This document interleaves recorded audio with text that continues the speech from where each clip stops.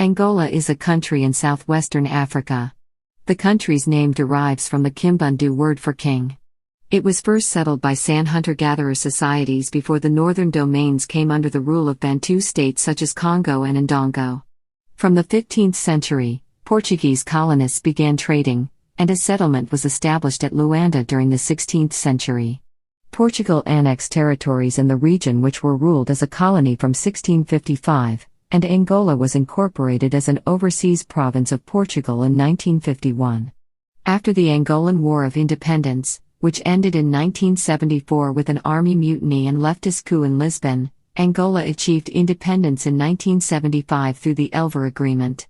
A few months before independence, Angola entered a period of civil war that lasted until 2002. From prehistory to the sovereign country. The area of current-day Angola was inhabited during the Paleolithic and Neolithic eras, as attested by remains found in Luanda, Congo, and the Namibe Desert. At the beginning of recorded history, other cultures and people also arrived. The first ones to settle were the San people. This changed at the beginning of the 6th century AD, when the Bantu, already in possession of metalworking technology, ceramics and agriculture, began migrating from the north. When they reached what is now Angola, they encountered the San and other groups. The establishment of the Bantu took many centuries and gave rise to various groupings that took on different ethnic characteristics. The first large political entity in the area, known to history as the Kingdom of Congo, appeared in the 13th century and stretched from Gabon in the north to the River Kwanza in the south, and from the Atlantic in the west to the River Kwango in the east. The wealth of the Congo came mainly from agriculture. Power was in the hands of the Mani, aristocrats who occupied key positions in the kingdom and who answered only to the all-powerful king of the Congo. Manza was the name given to a territorial unit administered and ruled by a Mani. Manza Congo, the capital, had a population of over 50,000 in the 16th century. The Kingdom of Congo was divided into 6 provinces and included some dependent kingdoms, such as Ndongo to the south. Trade was the main activity, based on highly productive agriculture and increasing exploitation of mineral wealth. In 1482, Portuguese caravels commanded by Diogo Cao arrived in the Congo and he explored the extreme northwestern coast of what today is Angola in 1484. Other expeditions followed, and close relations were soon established between the two states. The Portuguese brought firearms and many other technological advances, as well as a new religion. In return, the King of the Congo offered plenty of slaves, ivory, and minerals. The Portuguese colony of Angola was founded in 1575 with the arrival of Paulo Dias de Novais with 100 families of colonists and 400 soldiers. Its center at Luanda was granted the status of city in 1605. The King of the Congo soon converted to Christianity and adopted a similar political structure to the Europeans. He became a well-known figure in Europe, to the point of receiving missives from the Pope. To the south of the Kingdom of the Congo, around the River Kwanza, there were various important states. The most important of these was the Kingdom of Ndongo or Dongo, ruled by the Ngolas. At the time of the arrival of the Portuguese, Ngola Quiluange was in power. By maintaining a policy of alliances with neighboring states, he managed to hold out against the foreigners for several decades but was eventually beheaded in Luanda. Years later, the Ndongo rose to prominence again when Jinga Mbandi took power. A wily politician, she kept the Portuguese in check with carefully prepared agreements. After undertaking various journeys, she succeeded in 1635 in forming a grand coalition with the states of Matamba and Ndongo, Congo, Kassanye, Dembos, and Kisamas. At the head of this formidable alliance, she forced the Portuguese to retreat. Meanwhile, Portugal had lost its king and the Spanish took control of the Portuguese monarchy. By this time, Portugal's overseas territories had taken second place. The Dutch took advantage of this situation and occupied Luanda in 1641. Jinga entered into an alliance with the Dutch, thereby strengthening her coalition and confining the Portuguese to Mocingano, which they fortified strongly, sallying forth on occasion to capture slaves in the Quata Wars. Slaves from Angola were essential to the development of the Portuguese colony of Brazil, but the traffic had been interrupted by these events. Portugal having regained its independence, a large force from Brazil under the command of Salvador Correa de Sá retook Luanda in 1648, leading to the return of the Portuguese in large numbers. Jinga's coalition then fell apart, the absence of their Dutch allies with their firearms and the strong position of Korea Dasa delivered a deadly blow to the morale of the native forces. Jinga died in 1663. 2 years later, the King of the Congo committed all his forces to an attempt to capture the island of Luanda, occupied by Korea Dasa, but they were defeated and lost their independence. The Kingdom of Ndongo submitted to the Portuguese crown in 1671. Trade was mostly with the Portuguese colony of Brazil. Brazilian ships were the most numerous in the ports of Luanda and Benguela. By this time, Angola, a Portuguese colony, was in fact like a colony of Brazil, paradoxically another Portuguese colony. A strong Brazilian influence was also exercised by the Jesuits in religion and education. War gradually gave way to the philosophy of trade. Slave trading routes and the conquests that made them possible were the driving force for activities between the different areas. Independent states were subjugated to the demands of American slavery. In the High Plains, the most important states were those of B and Bailundo, the latter being noted for its production of foodstuffs and rubber. The interior remained largely free of Portuguese control as late as the 19th century. The slave trade was not abolished until 1836, and in 1844 Angola's ports were open to foreign shipping. This facilitated the continuation of slave smuggling to the United States and Brazil. By 1850, Luanda was one of the largest Portuguese cities in the Portuguese Empire outside mainland Portugal, exporting palm and peanut oil, wax, copal, timber, ivory, cotton, coffee, and cocoa, among many other products, almost all the produce of a continued forced labor system. The Berlin Conference compelled Portugal to move towards the immediate occupation of all the territories it laid claim to but had been unable to effectively conquer. The territory of Cabinda, to the north of the river Zaire, was also ceded to Portugal on the legal basis of the Treaty of Simulambuco Protectorate, concluded between the Portuguese crown and the princes of Cabinda in 1885. In the 19th century they slowly and hesitantly began to establish themselves in the interior. Angola as a Portuguese colony encompassing the present territory was not established before the end of the 19th century, and effective occupation, as required by the Berlin Conference, was achieved only by the 1920s. Colonial economic strategy was based on agriculture and the export of raw materials. Trade in rubber and ivory, together with the taxes imposed on the population of the empire, brought vast income to Lisbon. Portuguese policy in Angola was modified by certain reforms introduced at the beginning of the 20th century. The fall of the Portuguese monarchy and a favorable international climate led to reforms in administration, agriculture, and education. In 1951, with the advent of the new state regime extended to the colony, Angola became a province of Portugal, called the Província Ultramarina da Angola. However, Portuguese rule remained characterized by deep-seated racism, mass forced labor, and an almost complete failure to modernize the country.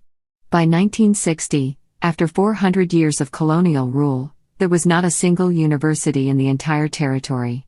To counter this lack of education facilities, overtly political organizations first appeared in the 1950s, and began to make organized demands for human and civil rights, initiating diplomatic campaigns throughout the world in their fight for independence. The Portuguese regime, meanwhile, refused to accede to the nationalists' demands for independence, thereby provoking the armed conflict that started in 1961 when guerrillas attacked colonial assets in cross-border operations in northeastern Angola. The war came to be known as the Colonial War. In this struggle, the principal protagonists were the MPLA, founded in 1956, the FNLA, which appeared in 1961, and UNITA, founded in 1966. After many years of conflict, the nation gained its independence on November 11, 1975, after the 1974 coup d'état in Lisbon, Portugal. Portugal's new leaders began a process of democratic change at home and acceptance of the independence of its former colonies. Civil War. A 1974 coup d'état in Portugal established a military government led by President António de Spínola. The Spínola government agreed to give all of Portugal's colonies independence, and handed power in Angola over to a coalition of the three largest nationalist movements, the MPLA, UNITA, and the FNLA, through the Elver Agreement. The coalition quickly broke down, however, and the country descended into civil war. The MPLA gained control of the capital Luanda and much of the rest of the country. With the support of the United States, Zaire and South Africa intervened militarily in favor of the FNLA and UNITA with the intention of taking Luanda before the declaration of independence. In response, Cuba intervened in favor of the MPLA. In the meantime, the South Africans and UNITA had come as close as 200 kilometers to the south of the capital, the FNLA and Zairean forces as far as Kafangando, 30 kilometers to the east. With Cuban support, the MPLA held Luanda and declared independence as the Angolan People's Republic on November 11, 1975, the day the Portuguese left the country. Agostinho Neto became the first president. FNLA and UNITA proclaimed their own short-lived republics on November 24, 1975, for the zones they controlled, with holding Roberto and Jonas Savimbi as co-presidents of the Angolan People's Democratic Republic in Huambo. This joint FNLA-UNITA government was dissolved on February 11, 1976 after a MPLA offensive.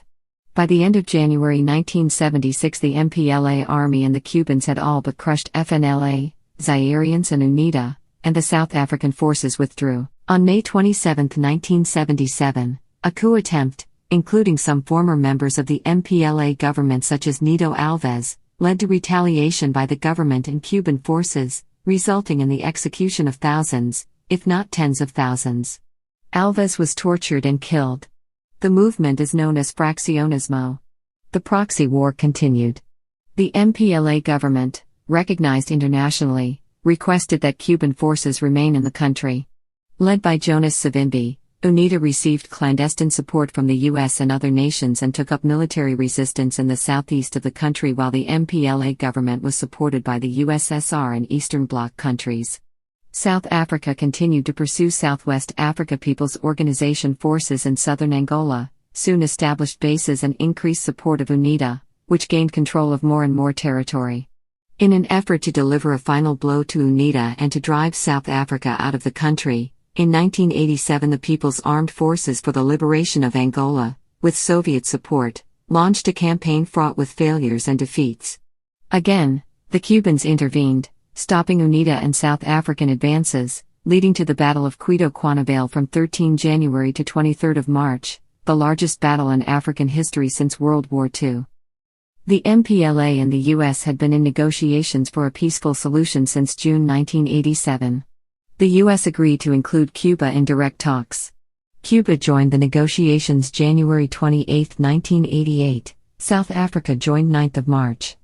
Angola, Cuba and South Africa signed the Tripartite Accord on December 22, 1988, in which the withdrawal of Cuban troops from Angola was linked to the retreat of South African soldiers from Angola and Namibia. The Bices Accord in 1991 spelled out an electoral process for a democratic Angola under the supervision of the United Nations. MPLA won the first round with 49% of the votes, against 40% for UNITA. UNITA leader Jonas Savimbi rejected the results and returned to war. From 30 October to November 1, 1992, the Halloween massacre occurred, in which thousands of UNITA and FNLA supporters in Luanda were killed by MPLA troops. Estimates for the death toll nationwide reached 25,000 to 30,000. A second peace accord, the Lusaka Protocol, was brokered in Lusaka, Zambia and signed on November 20, 1994. The peace accord between the government and UNITA provided for the integration of former UNITA insurgents into the government and armed forces. However, in 1995, localized fighting resumed. A national unity government was installed in April 1997. But serious fighting resumed in late 1998 when Savimbi renewed the war for a second time, claiming that the MPLA was not fulfilling its obligations. The UN Security Council voted on August 28, 1997, to impose sanctions on UNITA. The Angolan military launched a massive offensive in 1999 that destroyed UNITA's conventional capacity and recaptured all major cities previously held by Savimbi's forces. Savimbi then declared that UNITA would return to guerrilla tactics, and much of the country remained in turmoil. The extended civil war rendered hundreds of thousands of people homeless. Up to 1 million lives may have been lost in fighting over the past quarter century. It only ended when Savimbi was killed in 2002. 2000s and 2010s. A Russian freighter delivered 500 tons of Ukrainian 7.62 mm ammunition to Simportex, a division of the Angolan government, with the help of a shipping agent in London on September 21, 2000. The ship's captain declared his cargo fragile to minimize inspection. The next day, the MPLA began attacking UNITA, winning victories in several battles from 22 to 25 September. The government gained control over military bases and diamond mines in Lunda Norte and Lunda Sul, hurting Savimbi's ability to pay his troops. Angola agreed to trade oil to Slovakia in return for arms, buying 6 Sukhoi Su-17 attack aircraft on April 3, 2000. The Spanish government in the Canary Islands prevented a Ukrainian freighter from delivering 636 tons of military equipment to Angola on February 24, 2001. The captain of the ship had inaccurately reported his cargo, falsely claiming the ship carried automobile parts. The Angolan government admitted Simportex had purchased arms from Rovoruzeni, the Russian state-owned arms company, and acknowledged the captain might have violated Spanish law by misreporting his cargo, a common practice in arms smuggling to Angola. Government troops captured and destroyed UNITA's Apongoloco base in Benguela province and Mufumbo base in Kwanza Sul in October 2001. The Slovak government sold fighter jets to the Angolan government in 2001 in violation of the European Union Code of Conduct on Arms Exports. Government troops killed Savimbi on February 22, 2002, in Moxico province. UNITA Vice President Antonio Dembo took over, but died from diabetes 12 days later on 3 March, and Secretary General Paulo Lukamba became UNITA's leader. After Savimbi's death, the government came to a crossroads over how to proceed. After initially indicating the counterinsurgency might continue, the government announced it would halt all military operations on 13 March. Military commanders for UNITA and the MPLA met in Caçamba and agreed to a ceasefire. However, Carlos Morgado, UNITA's spokesman in Portugal, said that the UNITA's Portugal wing had been under the impression General Comortero, the UNITA general who agreed to the ceasefire, had been captured more than a week earlier. Morgado did say that he had not heard from Angola since Savimbi's death.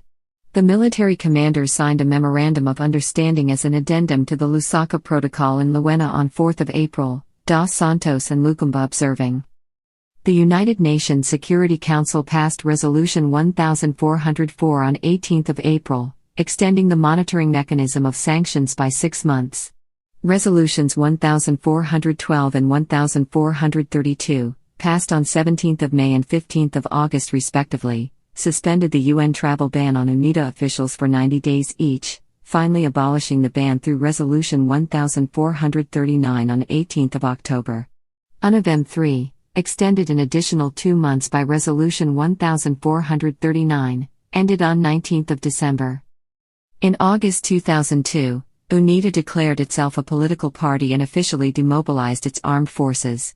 That same month, the United Nations Security Council replaced the United Nations office in Angola with the United Nations mission in Angola, a larger, non-military, political presence.